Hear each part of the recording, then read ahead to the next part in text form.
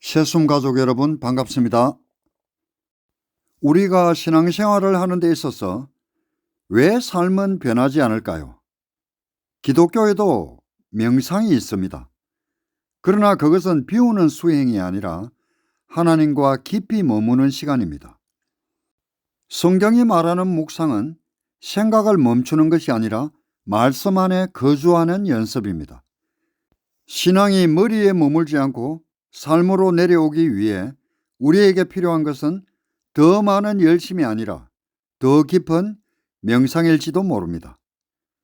이번 영상에서는 명상이 빠진 기독교라는 질문을 통해서 묵상의 본질과 신앙회복의 길을 함께 살펴보겠습니다. 기독교에도 명상이 있을까요? 네, 있습니다. 하지만 그것은 비우는 명상이 아니라 관계를 깊게 하는 명상입니다. 결론부터 말씀드리면 기독교의 명상은 나를 비우는 것이 아니라 나를 가장 나답게 채우는 과정입니다. 우리는 흔히 이렇게 생각합니다. 명상은 불교나 동양 종교의 것 아닌가? 기독교에서 명상은 위험한 것 아닌가? 기도만 하면 되는 것 아닌가? 그런데 질문 하나를 던져보겠습니다. 하나님을 믿는다고 말하면서 정작 여러분은 하나님과 조용히 머무는 시간은 얼마나 있었을까요? 간절히 기도하고 나서도 뒤돌아서면 다시 공허해지지는 않으셨나요? 어쩌면 우리가 그동안 해왔던 기도는 대화가 아니라 일방적인 독백이었을지도 모릅니다. 신앙생활을 수십 년 했는데도 왜 내 안의 결핍은 그대로이고 내 행동은 변화되지 않을까요? 신앙은 깊어졌는데 고요함은 사라졌습니다.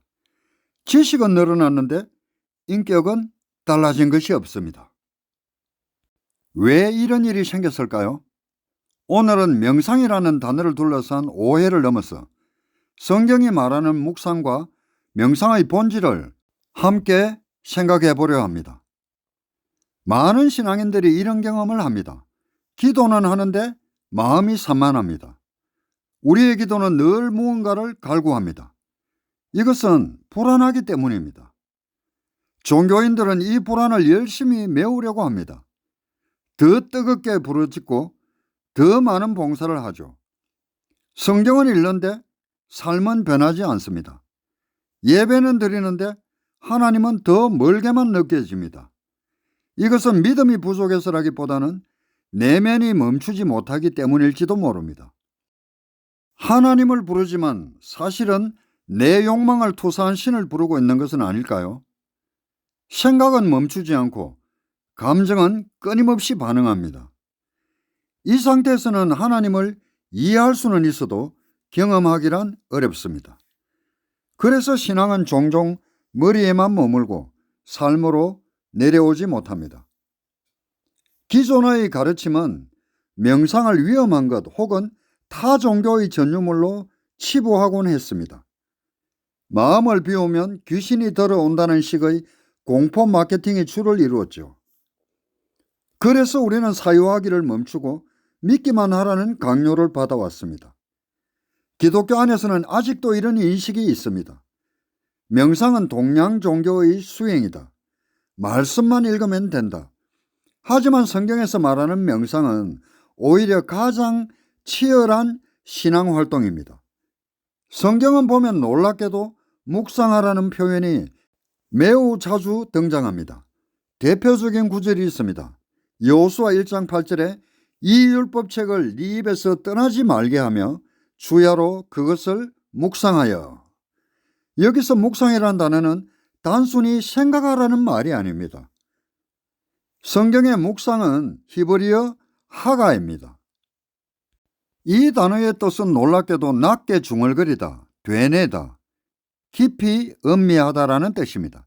즉 성경의 묵상은 생각을 비우는 것이 아니라 말씀을 되새겨가는 행위입니다. 말씀을 입안에서 사자가 먹잇감을 앞에 두고 낮게 으르렁거리듯이 말씀을 머리가 아니라 입과 몸이 기억할 때까지 반복하는 것입니다. 시편 1편도 같은 표현을 사용합니다. 여호와의 율법을 즐거워하여 그 율법을 주야로 묵상하는 자. 여기서 묵상은 지적 분석이 아니라 존재가 말씀과 함께 머무는 상태를 말합니다. 묵상의 헬라어 단어는 멜레테입니다. 이는 연습하다, 거주하다라는 의미를 담고 있습니다. 즉 명상이라는 것은 신비로운 황홀경에 빠지는 것이 아니라 하나님의 진리 안에 내 마음의 집을 짓고 그곳에 머무는 연습입니다. 타 종교의 명상이 나를 비우는 것이라면 기독교의 명상은 나를 지으신 분과의 관계 속에서 나의 참 자아를 찾아가는 관계적 만남입니다. 비우는 것이 목적이 아니라 비워진 자리에 그분의 기운을 채우는 것이 목적입니다. 여기서 중요한 차이가 드러납니다. 동양 명상이 호수를 고요하게 만드는 것이라면 기독교의 명상은 그 고요한 호수에 하나님의 말씀이 비치게 하는 것입니다. 고요함 자체가 목적이 아니라 하나님을 만나는 공간을 만드는 것입니다. 기독교의 명상은 타 종교의 무아 상태가 아닙니다. 생각 정지가 아닙니다. 오히려 반대입니다. 하나님과 연결된 나의 참 자아를 찾아가는 것입니다. 기도가 말하기라면 묵상은 듣는 것입니다. 우리는 너무 많이 말하고 너무 적게 듣습니다. 전화 통화를 하고 자기 말만 하고는 일방적으로 전화를 끊어버리는 것과 같습니다. 상대의 말도 들어야 그것이 대화입니다. 우리는 기도할 때에 내 말만 하지는 않습니까? 그리고 예수 이름으로 기도했다라고 일방적으로 전화를 끊지 않습니까? 하나님께서 내게 말씀하실 기회를 드리고 조용히 머물러 본 적이 있습니까? 인간은 본질적으로 불안한 존재입니다. 명상은 문제 해결 기술이 아니라 존재의 자리로 돌아오는 시간입니다. 예수님도 이 시간을 가지셨습니다. 누가복음 5장 16절 말씀입니다. 예수께서 한적한 곳으로 물러가사 기도하시느니라. 예수님의 사역은 바빴지만 내면은 서두르지 않았습니다. 묵상은 이런 것과 비슷합니다. 차를 천천히 우려내는 시간, 나무가 뿌리를 내리는 과정, 씨앗이 보이지 않게 자라는 시간, 오래된 친구와 말없이 앉아 친구의 말을 듣는 시간. 겉으로는 아무 일도 일어나지 않는 것 같지만 사실은 가장 깊은 변화가 일어나는 시간입니다.